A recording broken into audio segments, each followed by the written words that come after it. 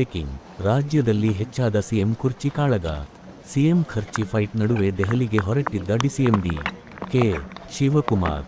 ದೇವನಹಳ್ಳಿ ಏರ್ಪೋರ್ಟ್ನಲ್ಲಿ DCM D K Shivakumar ಹೇಳಿಕೆ. ನಮ್ಮ senior working committee member Ambika Soni ಅವರ ಮನೆಗೆ ಭೇಟಿ ಕೊಟ್ಟಿದ್ದೆ. ಅಂಬಿಕಾ ಸೋನಿ ಮನೆಯವರು ತೀರಿಕೊಂಡಿದ್ರು, ಹಾಗಾಗಿ ಮನೆಗೆ ಭೇಟಿ ಮಾಡಿದ್ದೆ. ನಾನು ತಿಹಾರ್ ಜೈಲಿನಲ್ಲಿದ್ದಾಗ ಸೋನಿಯಾ ಗಾಂಧಿ ಜೊತೆ ಭೇಟಿ ಮಾಡಿದ್ರು. ನನಗೂ ಅವರಿಗೂ ಬಹಳ ಆತ್ಮೀಯತೆ. ನಮ್ಮ ಪಕ್ಷದ ಲೀಡರ್ ಎಸ್.ಎಂ. ಕೃಷ್ಣ ಅವರು ಅಧಿಕಾರದಲ್ಲಿದ್ದಾಗ ನಮಗೆ ಜನರಲ್ ಸೆಕ್ರೆಟರಿ ಆಗಿದ್ರು. ನನ್ನನ್ನು ತಮ್ಮನಂತೆ ಪ್ರೋತ್ಸಾಹ ಮಾಡ್ತಿದ್ರು, ಹಾಗಾಗಿ ನಾನು ಖಾಸಗಿ ವಿಸಿಟ್ ಮಾಡಿದ್ದೆ. ಹೈಕಮಾಂಡ್ ಭೇಟಿ ಚರ್ಚೆ ಯಾರ್ಬೇಕಾದ್ರೂ ಮಾಡಿಕೊಳ್ಳಲಿ, ನಾನು ಹೋಗಿದ್ದ ಕೆಲಸ ಅಷ್ಟು ಮಾತ್ರ ಮಾತಾಡ್ತೀನಿ. ಹೈಕಮಾಂಡ್ ಒಪ್ಪಿದರೆ ನಾನೇ ಪೂರ್ಣಾವಧಿ ಸಿಎಂ ಆಗಿರ್ತೀನಿ ಎಂದಿದ್ದ ಸಿಎಂ ಸಿದ್ದರಾಮಯ್ಯ. ಸಿಎಂ ಸಿದ್ದರಾಮಯ್ಯ ಹೇಳಿಕೆಗೆ ಡಿಕೆಶಿ ರಿಯಾಕ್ಟ್. ಸಿಎಂ ಹೇಳಿದ ಮೇಲೆ ಇನ್ನೇನಿದೆ, ಅವರು ಹೆಂಗೆ ಹೇಳ್ತಾರೋ ನಾವು ಹಾಗೆ ನಡೆದುಕೊಳ್ತೀವಿ.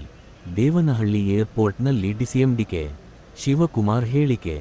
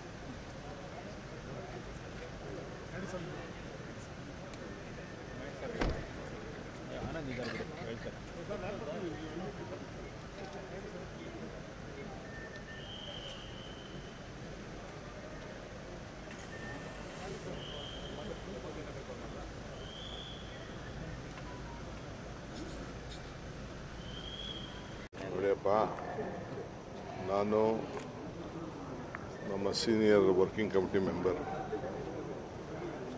ಅಂಬಿಕಾ ಸೋನಿ ಅವರ ಮನೆಯವರು ತೀರ್ಕೊಂಡಿದ್ರು. ನಾ ಜೈಲಲ್ಲಿದ್ದಾಗ ಸೋನಿಯಾ ಗಾಂಧಿ ಜೊತೆ ಬಂದು ನನ್ನನ್ನು ಭೇಟಿ ಮಾಡಿದರು.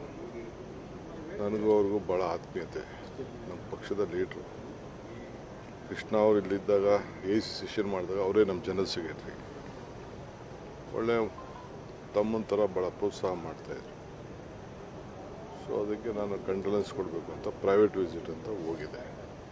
ಅಫಿಷಿಯಲಾಗಿ ಏನೋ ಇಲ್ಲೇನು ಕೆಲಸ ಇಲ್ಲ, ಹೋಗಿ ಭೇಟಿ ಮಾಡಿ ಅವ್ರಿಗೆ ಕಂಡೋಲೆನ್ಸ್ ಹೇಳ್ಬಿಟ್ಟು ಬರ್ತಾಯಿದ್ದೀನಿ. ಅಷ್ಟು ಬಿಟ್ಟು ಬೇರೆ ಏನಿಲ್ಲ. ಸರ್, ಹೈಕಮಾಂಡ್ನ ಭೇಟಿ ಆಗಲಿಕ್ಕೆ ಹೋಗಿದ್ದೀರಾ ಅಂತ ಒಂದು ಚರ್ಚೆ ಆಗ್ತದೆ. ಚರ್ಚೆ ಏನು ಬೇಕಾದ್ರೂ ನೀವು ಮಾಡ್ಕೊಳ್ಳಿ, ಜನ ಮಾಡ್ಕೊಳ್ಳಿ, ಯಾರು ಬೇಕಾದ್ರೂ ಮಾಡ್ಕೊಳ್ಳಿ. ನಾನು ಹೋಗಿದ್ದ ಕೆಲಸ ಅಷ್ಟು ಮಾತ್ರ ಹೇಳ್ತೇನೆ. ಸರ್, ರಾಜ್ಯದಲ್ಲಿ ದಲಿತ ಸಿಎಂ ಕೂಗು ಹೆಚ್ಚಾಗ್ತಿದೆ. ಈ ನಿಟ್ಟಿನಲ್ಲಿ ವಕೀಲಕ ಸಿಎಂ ಎಲ್ಲ ಒಂದು ಕಡೆ ಕೈ ತಪ್ಪುತ್ತಂತ ಸರ್. ಮಂಗಳೂರಲ್ಲಿ ಸಿಎಂ ಮಾತಾಡಿದ್ದಾರೆ ಸರ್. ಹೈಕಮಾಂಡ್ ಒಪ್ಪಿದ್ರೆ ನಾನೇ ಪೂರ್ಣಾವಧಿ ಸಿಎಂ ಆಗಿರ್ತೀನಿ, ಇಲ್ಲೇ ಹೋದ್ರೆ ಇಲ್ಲ ಅಂತ ಹೇಳಿದ್ದಾರೆ ಸರ್. ಸಿಎಂ ಹೇಳಿದ ಮೇಲೆ ಇನ್ನೇನಿದೆ, ಅವ್ರು ಹೆಂಗೆ ಹೇಳ್ತಾರೋ ಹಂಗೆಲ್ಲ ನಾವೆಲ್ಲ ನಡ್ಕೋತೀವಿ ಸರ್. ವಕೀಲಕ ಸಿಎಂ ಕೈ ತಪ್ಪುತ್ತಾ ಅಂತ ಸರ್.